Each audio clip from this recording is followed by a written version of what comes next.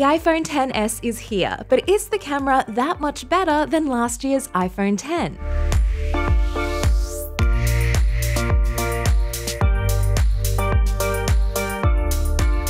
On paper, the hardware actually looks pretty similar between the two phones. Both have 12 megapixel cameras with a wide-angle lens at f1.8 and the telephoto at f2.4. But here's a trick on how to tell them apart without tearing them apart. If you download the Halide app, you'll see that the XS actually has a 26mm wide-angle lens, while the X has a 28mm wide-angle lens. If you want to see the full technical breakdown, I'll put the chart on the article on CNET.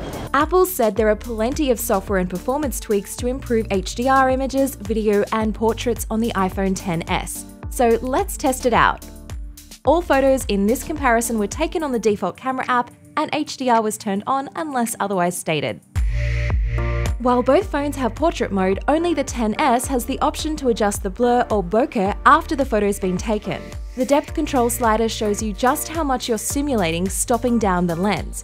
The wider the aperture or lower the f number, the greater the blur.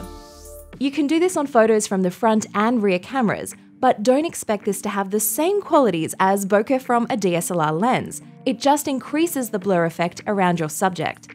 If you virtually stop down all the way to f1.4, it's almost like a blurry halo effect around your subject. For some photos, when your subject is far enough away from the background, it looks great, but on others, it can be a little too over the top. If you don't make any adjustments to the f-stop, both phones render the blur in a similar way. Photos from the iPhone X do have a bit more contrast. The XS does tend to capture a little more detail in portrait mode overall, as you can see in this image on her hair. But the biggest difference is how each phone deals with HDR.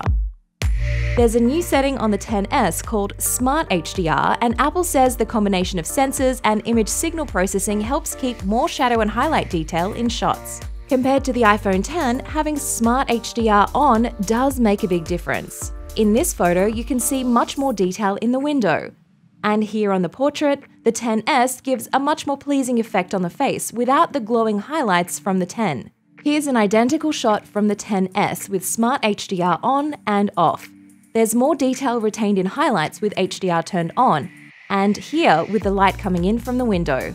But even without Smart HDR, the XS still appears to capture slightly more dynamic range and usable detail than the iPhone X with its regular HDR mode active. Backwards selfie dive into the marshmallows.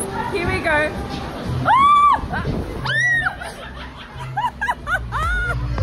For selfies, both have the same true depth camera on the front, but each phone processes photos in a different way. Photos from the XS are more even with Smart HDR turned on. The X, on the other hand, blows out the background completely.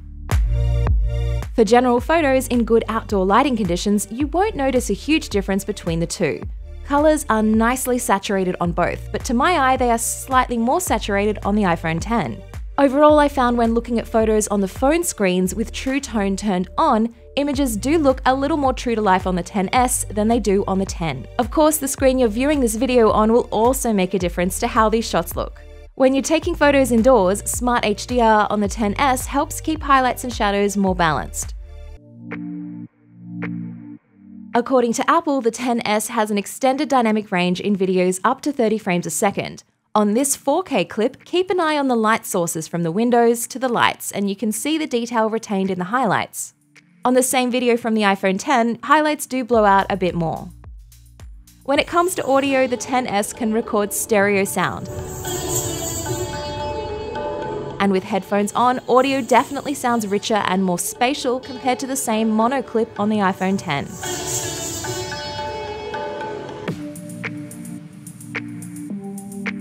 The larger pixel sights on the iPhone XS means it also has an advantage in low light, at least on paper. In real-world situations, the XS does produce more even shots with less blown-out highlights, but you might prefer the more contrasty, saturated look from the iPhone X. Overall, there's slightly less noise on images from the XS.